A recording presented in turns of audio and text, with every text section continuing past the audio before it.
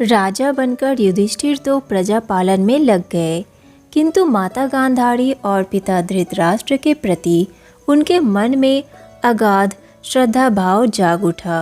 वे बराबर इस बात का स्मरण रखते रहे कि इन्होंने अपने 100 पुत्रों को खोकर भी उन्हें अपनी शरण में प्रीतिपूर्वक रखा है। कुंती भी गांधारी और धृतराष्ट्र को आदर भाव देती। धीरे धीरे समय बीतने लगा। जैसे जैसे समय बीतता गया, गांधारी, कुंती और धृतराष्ट्र का मन संसार की ओर से विरक्त होता गया। इसी तरह लगभग 15 वर्ष बीत गए।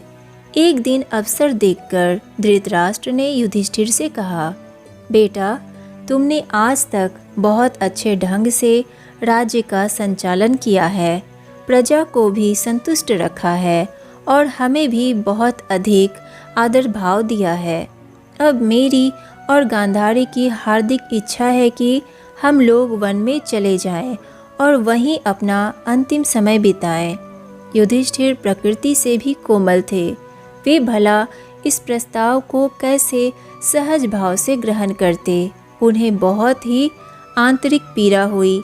उनका रोम रोम सिहर उठा और वाणी मौन हो गई।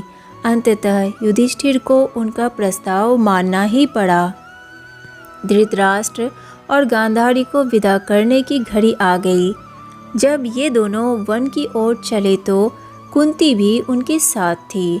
बहुत देर तक तो पांडव यही समझते रहे कि कुंती माता धृतराष्ट्र और गांधारी को विदा करने के लिए ही कुछ दूर साथ चल रही है, किंतु जब उन्होंने देखा कि वे तो लौट ही नहीं रही और उन दोनों के साथ ही बढ़ी चली जा रही है, तो उन्होंने बहुत अनुनय विनय की, किंतु कुंती ने एक नहीं मानी और अपने लिए वन जाने का औचित्य बताकर गांधारी तथा धृतराष्ट्र के साथ चली गई।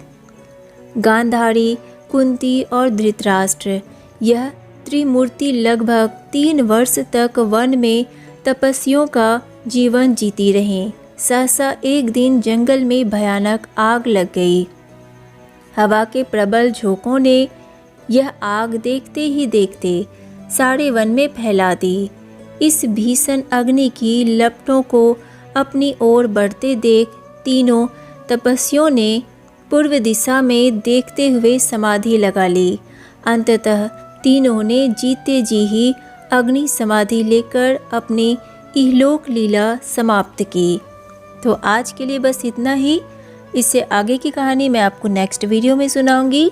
अगर वीडियो अच्छी लगी हो तो वीडियो को लाइक कीजिए, सनातन रहस्य को सब्सक्राइब कीजिए और ज़्यादा से ज़्यादा शेयर कीजिए। राधे राधे।